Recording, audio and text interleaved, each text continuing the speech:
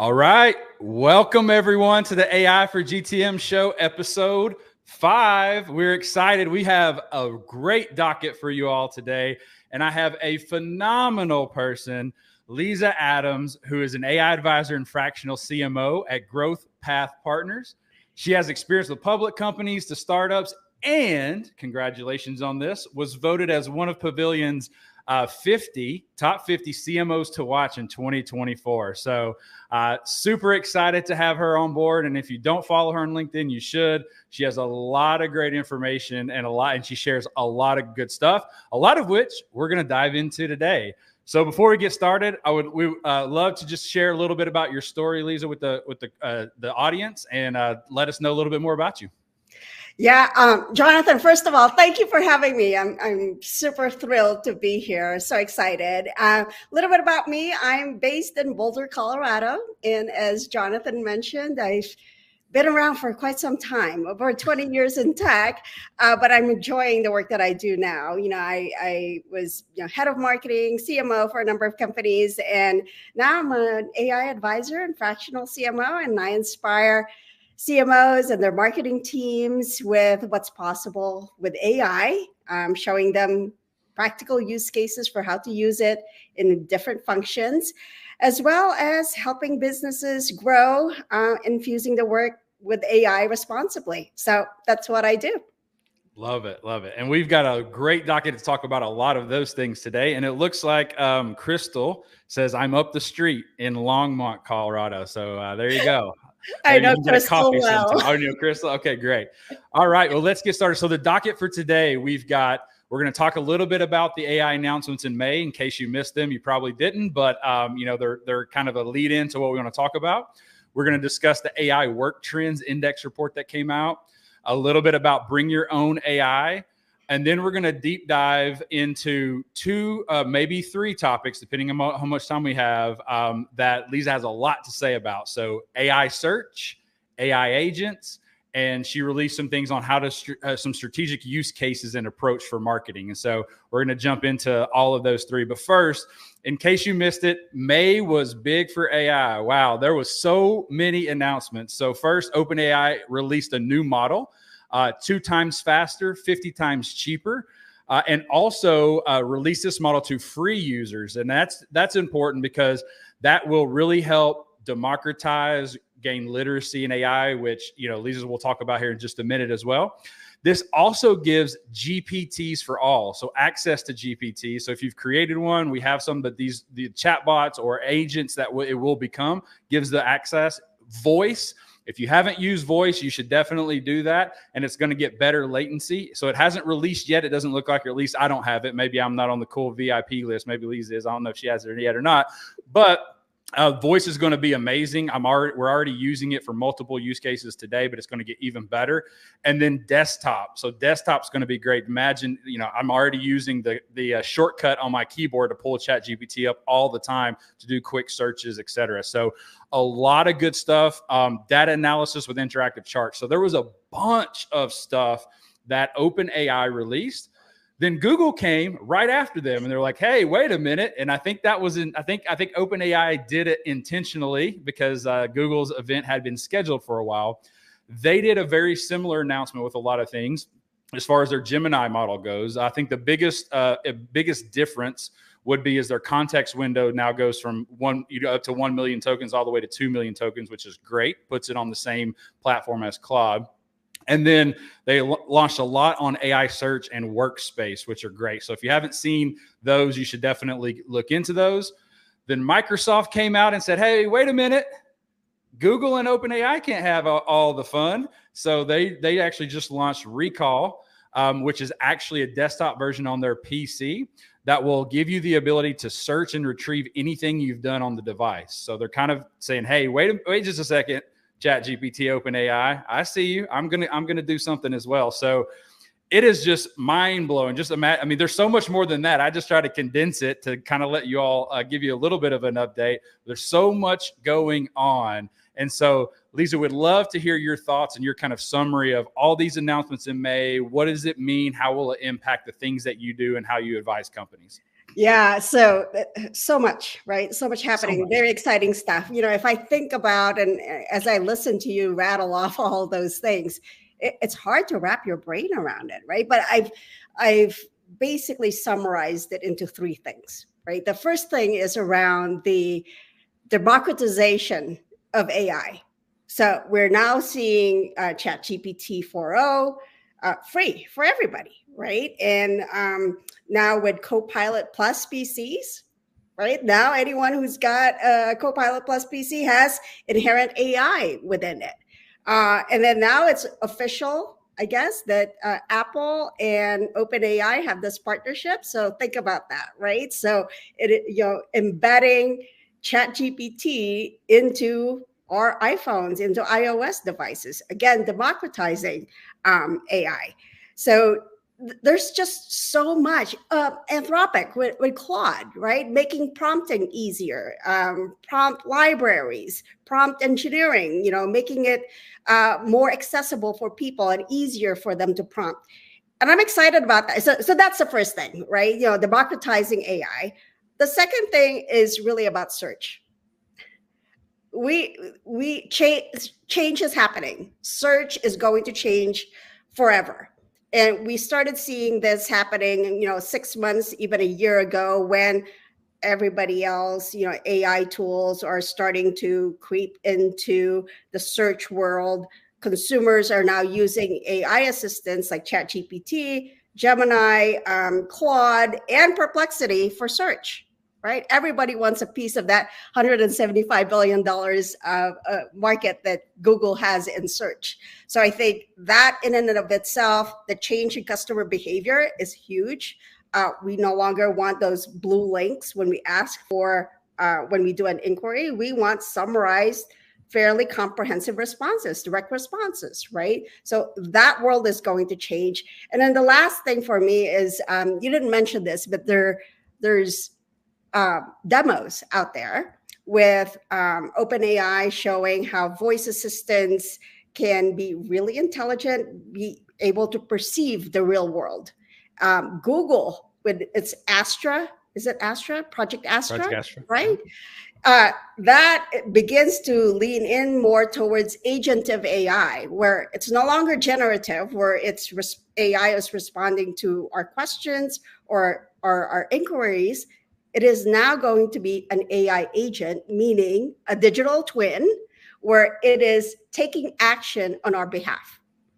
So it may not be here today. There might be breadcrumbs that we see that this is where it's going, but it's definitely showing us a vision for what is coming up next, right? And what's coming up next may not be next year. It might be later on this year. So I think those three things, when we think about democratizing AI, agentive AI, and search, those three things are some big announcements that happened this week. What I'm thinking about that cuts across all of those is the element of responsible AI, right? Because innovation is great. It has the promise of a lot of benefits, from productivity all the way to strategic thinking and effectiveness in the company. But we have to ensure that we balance that with privacy and transparency. So I'm looking for more announcements on that piece of it. And unfortunately, there's been some missteps on that aspect of it, of ensuring trust. But every time I think about innovation and the advancements in AI, I also think about what happens to maintaining people's values and ensuring responsible use. So at a high level, that's kind of my take on it. That's a great summary, and you're absolutely right. Responsible safety is so important in these things, and and I see it more and more now, which is great. I think OpenAI may have a little bit of a challenge, as we talked about backstage before we came out, with what their safety committee is going to look like, since everyone's left it pretty much at this point. But it'll be interesting to watch. So, all right, well, let's dive into it, because we got a lot to unpack. Thanks for the summary. So the first thing is, LinkedIn and Microsoft announced their 2024 Work Trends Index report. And one of the key things that I wanted to unpack a little bit with you, and I actually think this may even, with the release of 4.0, kind of interesting name for ChatGPT 4.0, which means Omni, could actually increase this number, because this number was prior to ChatGPT's launch. So basically what it said was the use of generative AI has doubled in the last 6 months. So think about that, doubled in the last 6 months. And now 75% of global knowledge workers are using it, 46% of which started in the last 6 months. So a huge trend. And again, one of the things that I always saw, and actually there was a comment about this, about being, democratizing, being $20 a month. I think the $20 a month actually hurt usage and potentially increased churn, because some people, only got 3.5, so they didn't get all the benefits. They didn't know how to use it potentially. They couldn't get access to GPTs, which makes it a lot easier. But now you have access to all those things. And so what you're seeing is this trend of bring your own AI. And so interesting fact here, another interesting fact to unpack, 78% of AI users are bringing their own AI tools to work. So they're not telling anyone, they're just bringing them, and they're using them because of all the different things that they need to do, the benefits of productivity. What I also thought was interesting was the demographics, or the age demographics of that, which were, it wasn't just Gen Zs, it was all the way, Gen Zs are 85%, millennials 78%, Gen X 76%, and boomers 73%. So it seems like, Liza, everyone is using AI. They're bringing it to work. I mean, 3/4 of everyone. So curious on your thoughts. What are you seeing with this trend? How are you advising companies? What do you think about the whole bring your own AI? When I saw the numbers initially, I thought, wow, it feels inflated to me. It doesn't feel like 3 out of 4 employees are now using AI. And actually, there's a report that came out maybe just this week from Reuters that said, that had a different number. I believe it was 53%. But it may be that the base is different. It might be airing, the Microsoft LinkedIn number might be airing more on knowledge workers, and the 53% on the Reuters number is maybe more broad than that. So, but they're, I was skeptical with the numbers, but I'm not the statistician and I didn't do the survey. It is interesting that 78% of those 75 are BYO AI, right? And what that tells me is it's a wake-up call for companies. This is where, if we think, 10 years back, maybe even 15 years back, the SaaS sprawl, right? IT was having challenges just containing the number of SaaS applications into the environment. Now we have AI being infused into the workforce, into companies, with people not having training. There's not a literacy program in place, right? They don't know when and where and why not to use these things. And I think at the very least, this is a wake-up call for companies, regardless of where they are in the spectrum of understanding and adopting AI. At the very least, we need to have AI literacy, AI programs to help people understand and give some policies and give some guidelines for when, where, how, what to use AI for.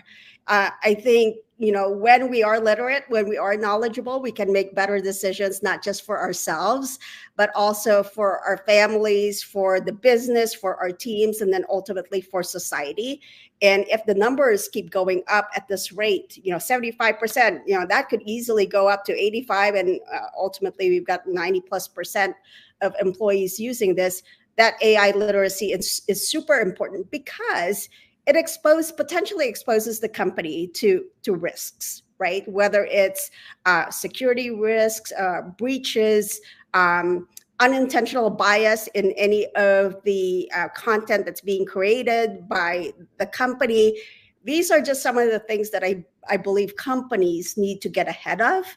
Because the ramifications could be fairly significant, right? It's not just business and technology ramifications, it's potentially impacting people's lives. So I'm super, super conscious about the importance of education within the workforce.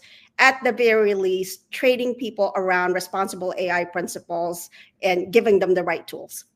Absolutely. Absolutely. So great. All right. Now we're going to move on to something a little bit more spicy for everyone. So Google announced their AI search, which was basically included multi-step reasoning and AI summaries.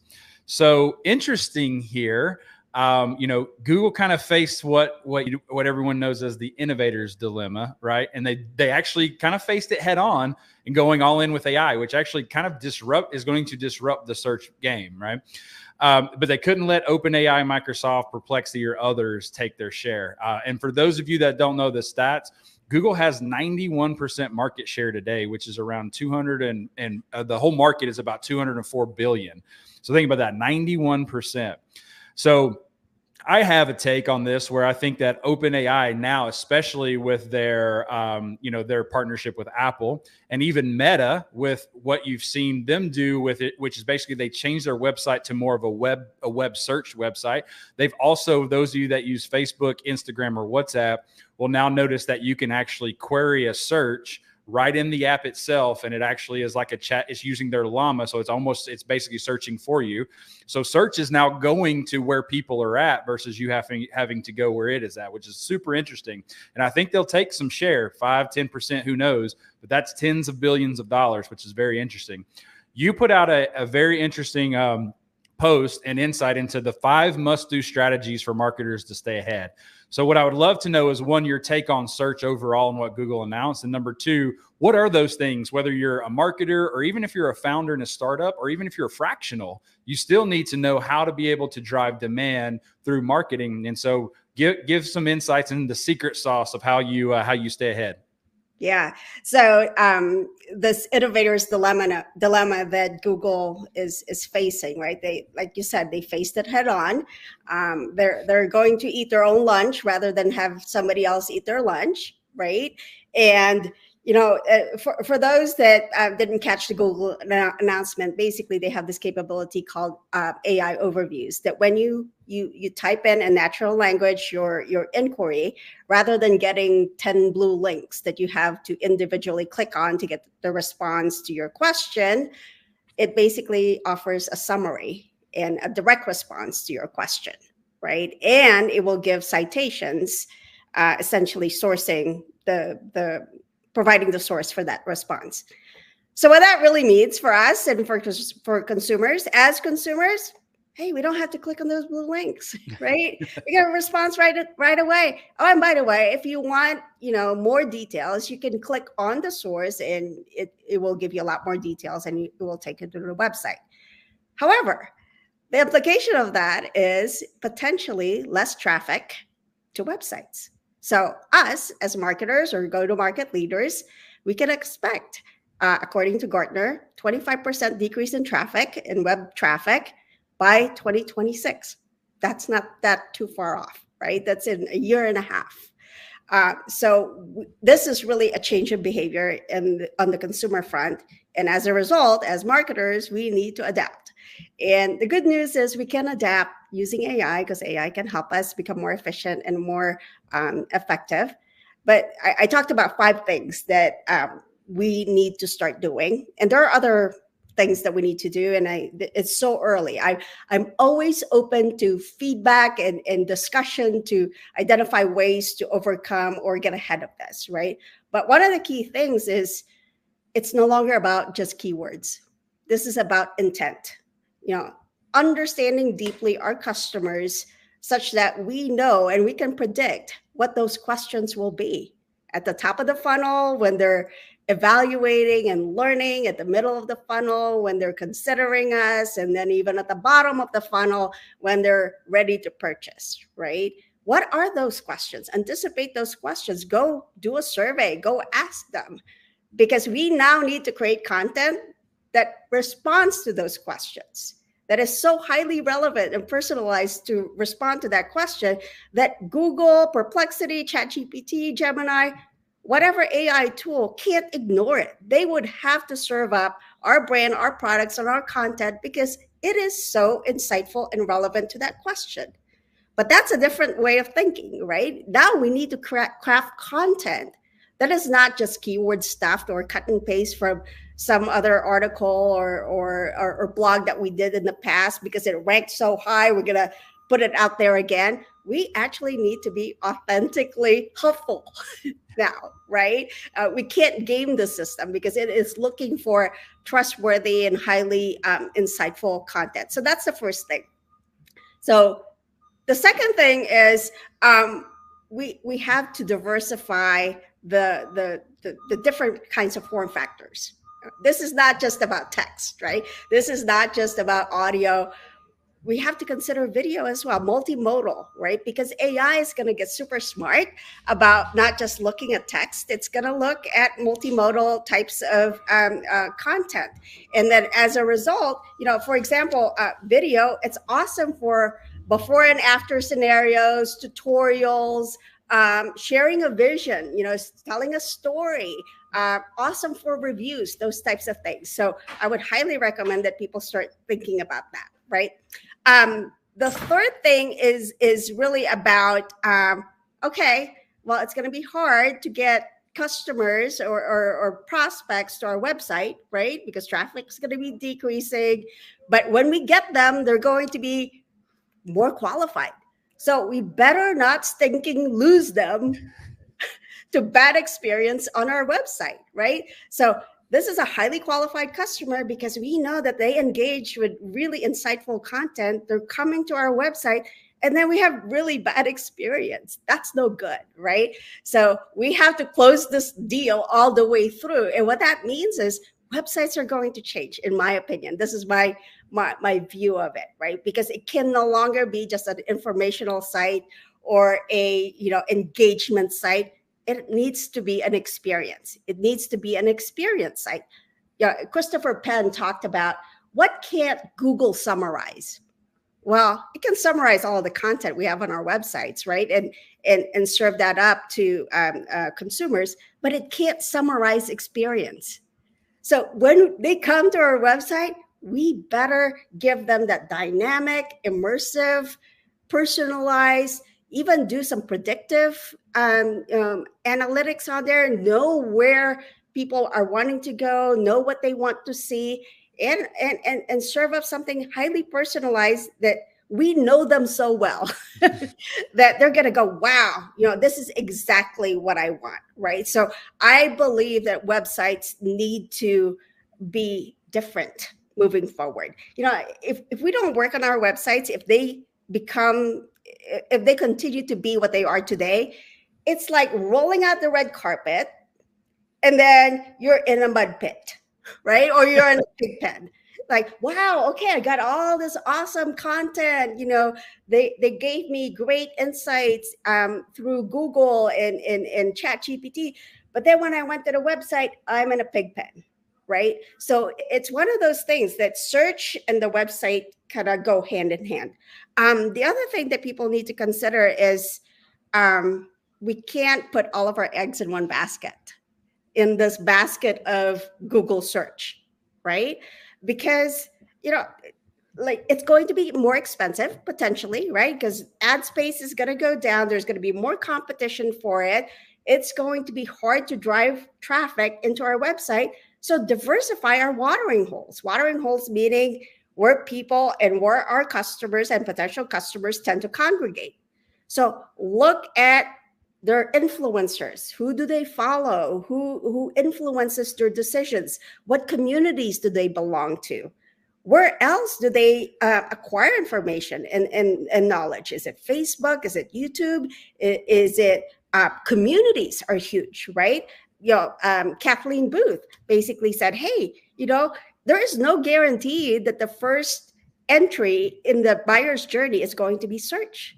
In fact, there are in many industries where they don't start with search. They start with their community, right? Like CEO to CEO or CIO to CIO, CMO to CMO. Hey, I'm looking for a new MarTech stack vendor for analytics. Who do you recommend? Why did you use them? Why not? So I think those types of things in communities and diversifying the watering holes is going to be super important for marketers. The other thing, and I almost forgot, the fifth thing is PR. Super, super important, right? For anyone who thought that PR was a cost center, change your thinking.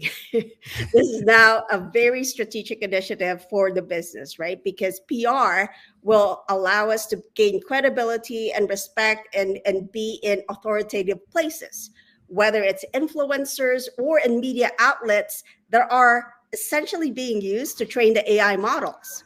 So there's this website called Common Crawl, where there are a number of media outlets on there that are being used to train the models. So New York Times, the Wall Street Journal, and now there's these partnerships between AI companies and media companies like News Corp and OpenAI just forged a partnership, right? And there's also that partnership with Axel Springer and OpenAI. So that, and then Reddit and OpenAI. So content from these media outlets are going to be used to serve up, to train the models, and then ultimately serve up those responses to consumers. So with PR, we're ensuring that we're visible, not just in one, in a certain number of places, but in many places, to the extent that we choose the right places where we can build authority and trustworthiness, right? So I think PR is going to play a big role moving forward. So those are my 5. No, those are great. And it's super important, right? Because you've mentioned a couple of things I want to summarize. So one is you've got to diversify.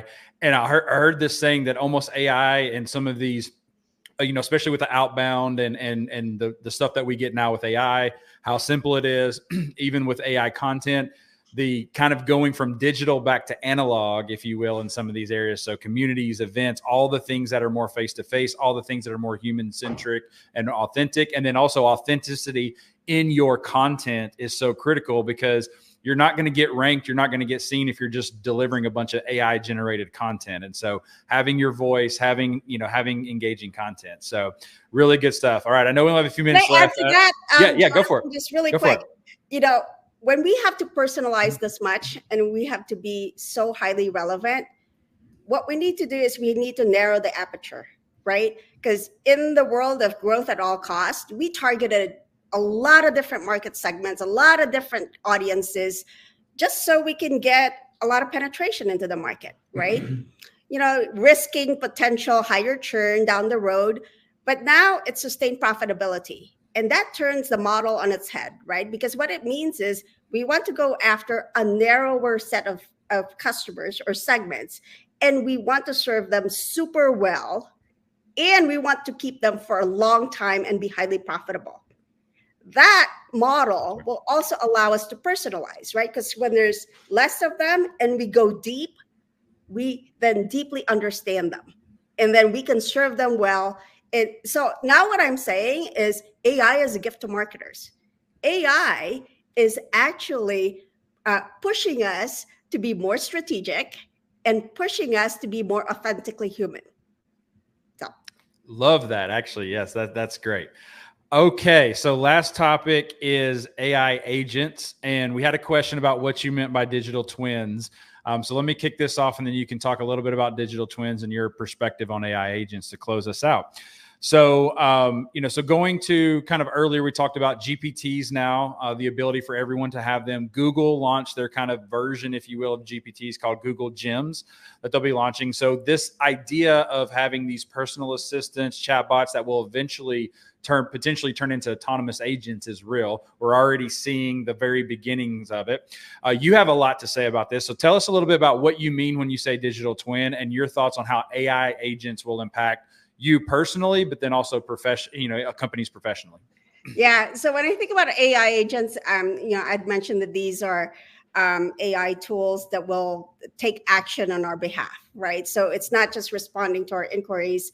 They're going to do stuff for us, whether it could be as simple as signing us up for a webinar or crafting and sending our emails, select types of emails, or eventually making, our reservations and our itineraries and our excursions, buying tickets, shopping for us, and then maybe filing our own taxes and potentially making our investments, right? And the key there is, there are certain things that we need to consider.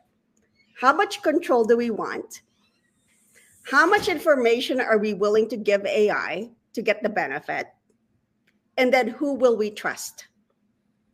Right? Because depending on the use case, right, you could be, okay, I'm fine with AI signing me up for a webinar, but I'm not okay with it crafting my emails and sending it on my behalf.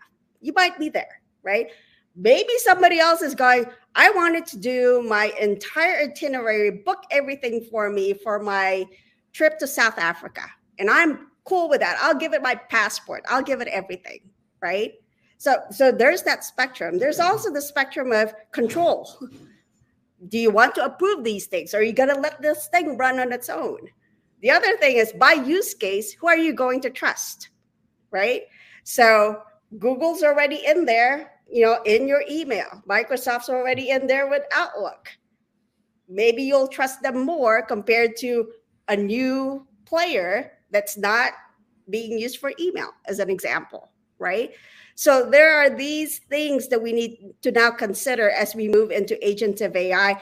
I think trust is going to be the key thing that needs to be earned, much like at rideshare, app share, Uber and Lyft, right? Or online banking. They started out small. Uber started out in San Francisco because they knew that it was more tech savvy. They also started out with some of the luxury messaging for some of the high-end cities, and then over time expanded beyond that, right? Online banking, same thing. At first, it was just checking balances, and then now we're allowing it to pay on our behalf or receive payment.